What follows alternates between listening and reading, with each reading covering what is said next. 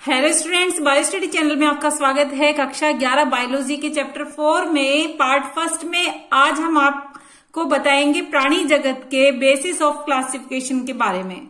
यानी प्राणी जगत का अगर हम वर्गीकरण करें तो कौन कौन से आधार प्राणी जगत को वर्गीकरण के लिए आवश्यक हो सकते हैं। लाखों स्पीशीज ज्ञात हैं और उन लाखों स्पीशीज में वर्गीकरण के कौन कौन से आधार लिए जाए जिससे प्राणी जगत को वर्गीकृत किया जा सके। तो चैप्टर 4 में प्राणी जगत में वर्गीकरण का आधार और प्राणियों का वर्गीकरण इस चैप्टर में आपके है। पार्ट फर्स्ट में वर्गीकरण का आधार हम लेंगे। तो सबसे पहले वर्गीकरण के आधार की बात करें तो गाइज कोशिका व्यवस्था, शारीरिक सम्मिति, प्रगुहा की प्रकृति, पाचन तंत्र, परिसंचरण तंत्र और जनन तंत्र की संरचना, ये जो है बहुत सारे जीवधारियों के प्राणियों की संरचना और आकार में भिन्नता होती है। और भिन्नता इनके इस संरचना में जो है, जैसे कि कोशिका व्यवस्था है, शारीरिक सम्मिति है, प्रगुहा की प्रकृति है, पाचन तंत्र, परिसंचरण तंत्र, जनन तंत्र, इनमें आधारभूत समानताएं पाई जाती है और इसी बेसिस पर हम इन प्राणियों को वर्गीकृत करते हैं। तो सबसे पहले संगठन का स्तर, जैसा कि आप छोटी क्लासेस से पढ़ते आ रहे हैं, कई जीव कोशिकीय अवस्था में होते हैं, एक कोशिक जीव भी होते हैं और बहुकोशिक जीव भी होते हैं।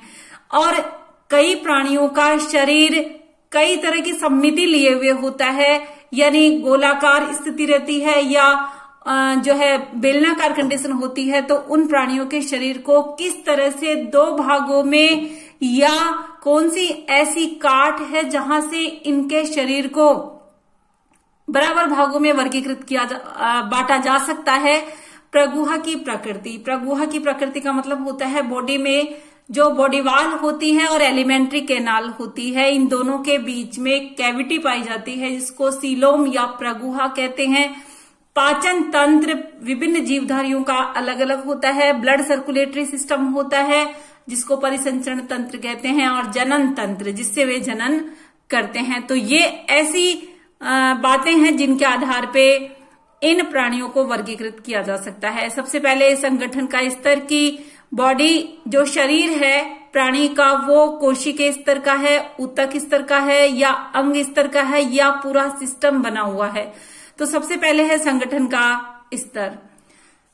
यद्यपि प्राणी जगत के सभी सदस्य बहुकोशिक हैं, लेकिन सभी एक ही प्रकार की कोशिका के संगठन को प्रदर्शित नहीं करते हैं गाइस। कई ऐसे जीवधारी होते हैं जिनमें केवल कोशिका से बना हुआ शरीर है।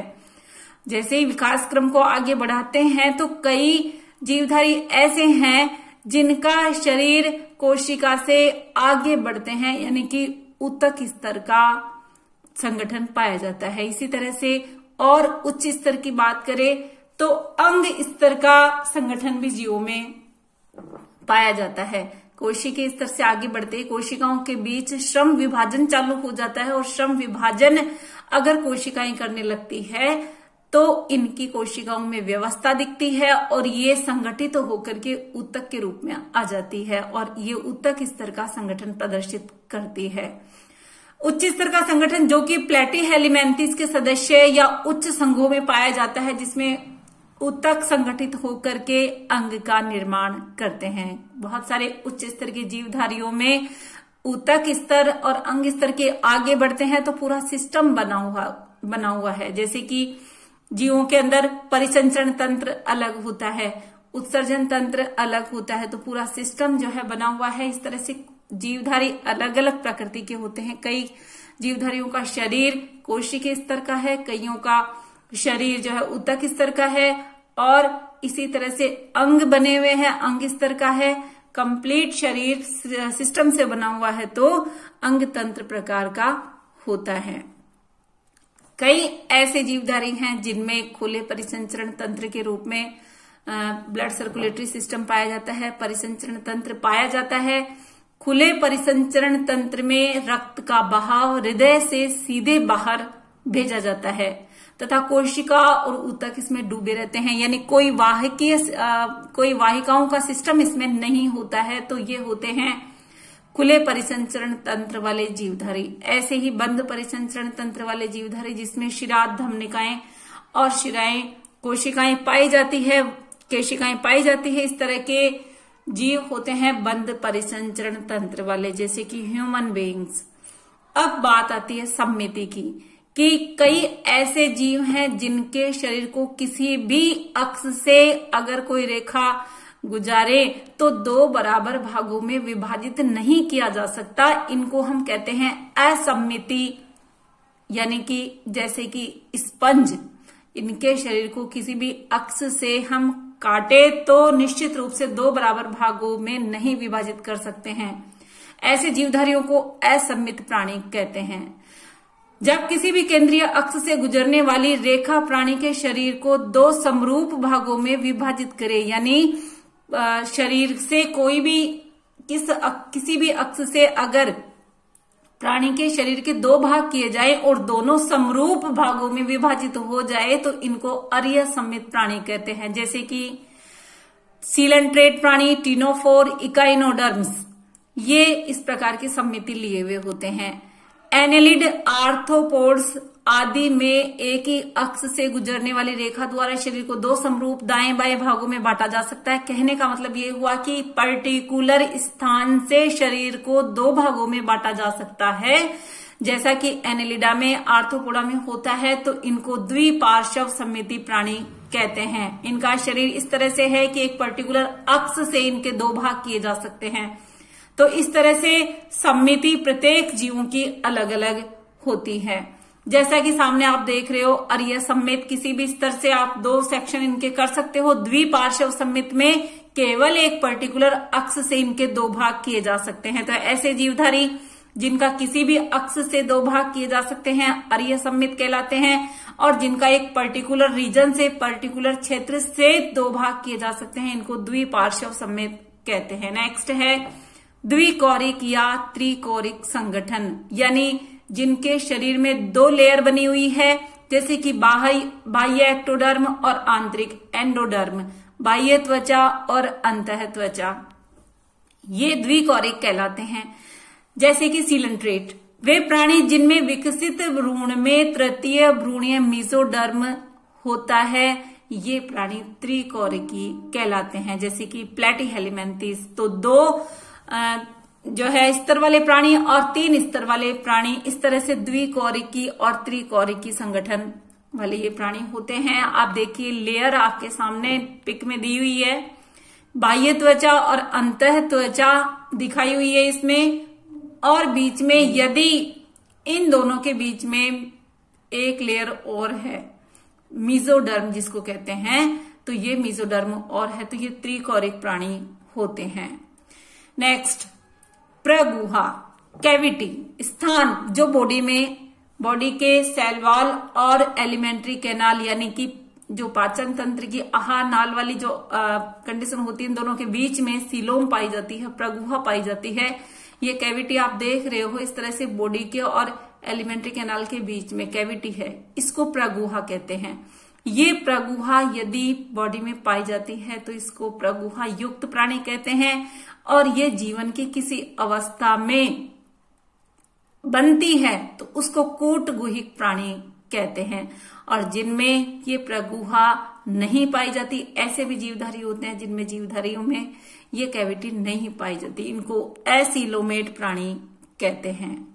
कैसे बनती है ये? शरीर की भित्ति और आहार नाल के बीच में गुहा की उपस्थिति या अनुपस्थिति वर्गीकरण का महत्वपूर्ण आधार है। मेसोडर्म से आच्छादित शरीर गुहा को देह गुहा या प्रगुहा कहते हैं।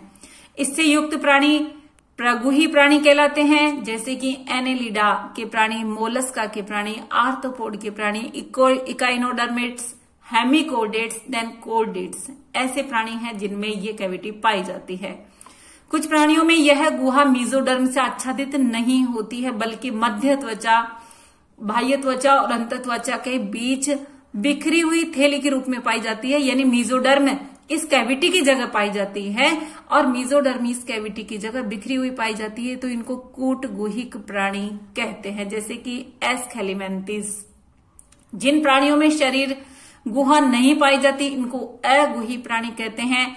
ये होते हैं जैसे कि प्लेटीहेलमिन्थस के सदस्य। देन अगला बेसिस, अगला आधार है सेगमेंटेशन या खंडीभवन। खंडीभवन का मतलब होता है शरीर विभिन्न भागों में वर्गीकृत बटा हुआ होता है, खंडित होता है। खंडित शरीर कई आपने जीवधारी अपने आसपास देखे होंगे जिनके ऊपर लाइनें पाई जाती है, जैसे कि केचुआ। केचुए के शरीर को ऊपर से भी देखा जा सकता है किस तरह से इनका शरीर बटा हुआ है, खंडों में विभाजित है। और ये खंडों में विभाजित होता है तो निश्चित रूप से ये विखंडावस्था कहलाती है। ये खंडीभवन पाया जाता है कुछ जीवों के शरीर में, जैसे कि केचुए में। इनमें पर्टिकुलर खंड में पर्टिकुलर अंग ही मिलता है। कुछ प्राणियों के शरीर बाह्य और आंतरिक दोनों ओर श्रेणीबद्ध खंडों में विभाजित रहता है, जिनमें कुछ एक अंगों की क्रमिक पुनरावृत्ति होती है। इस प्रक्रिया को खंडीभवन कहते हैं। जैसे कि केचुए के शरीर का विखंडी खंडीभवन होता है और ये विखंडावस्था कहलाती है। इसके बाद ध्यान रखिएगा, इस अपनी बॉडी के पीछे आप लोग खुद महसूस करोगे कि एक रीढ़ की हड्डी के रूप में हमारे बैकबोन पाई जाती है, कशेरुक दंड पाया जाता है, जो कि आप जब कमर सीधा करके बैठते हो तो पीछे आपकी ये बैकबोन एकदम सीधी होती है, जो कि आपको कई रोगों से बचाती भी है। ये जो है बैकबोन, ये होता है पृष्ठरज्जु, जिसको हम कहते हैं नोटोकॉर्ड, और इसकी उपस्थिति और अनुपस्थिति होती है जीवधारियों में। शलाकार रूपी पृष्ठरज्जु या नोटोकॉर्ड मध्य त्वचा या मेसोडर्म से उत्पन्न होती है, जो भ्रूणीय परिवर्धन विकास के समय पृष्ठ सतह में बनती है। हमारे पीठ पर ये जो है, पीठ पर ये कशेरुक दंड विद्यमान है। कमर तक ये पूरी एक बैकबोन है, हड्डी है जो नीचे जाती है, जिसको रीढ़ की हड्डी हम कहते हैं साधारण भाषा में। जिन प्राणियों में ये पाई जाती है उसको रज्जुकी कहते हैं या कॉर्डेट कहते हैं, और जिन जीवधारियों में यह नहीं पाई जाती इनको नॉन कॉर्डेट कहते हैं। तो गाइज, ये बेसिस हैं जो कि विभिन्न जीवों के अंदर लाखों स्पीशीज विद्यमान है, और इन लाखों स्पीशीज में अंतर करने के, यानी कि इनको वर्गीकृत करने के लिए ये कुछ आधार है जिससे जीवों को विभिन्न समूहों में वर्गीकृत करते हैं। इन समूहों का हम अगले वीडियो में अध्ययन करेंगे कि कौन कौन से समूह विद्यमान है जो इस स्तर, कोशिकीय स्तर का, ऊतक स्तर का, अंग स्तर का वर्गीकरण रखते हुए पाए जाते हैं, जैसे कि पोरीफेरा, सिलेंट्रेटा, एस्केलिमेंथिस, जो एनेलिडा संघ है, इकानियोडर्म्स हैं। इसके बाद कॉर्डेट्स का हम अध्ययन करेंगे, तो आप इनको देखते रहिए। चैनल को सब्सक्राइब नहीं किया है तो गाइज लाइक करें, चैनल को सब्सक्राइब करें, शेयर करें। उम्मीद करती हूँ कि आपके समझ में आया होगा। नहीं समझ में आए या समझ में आ रहा है, आप लोग मेरे को कमेंट सेक्शन में जरूर बताएं। Okay guys, thanks for watching.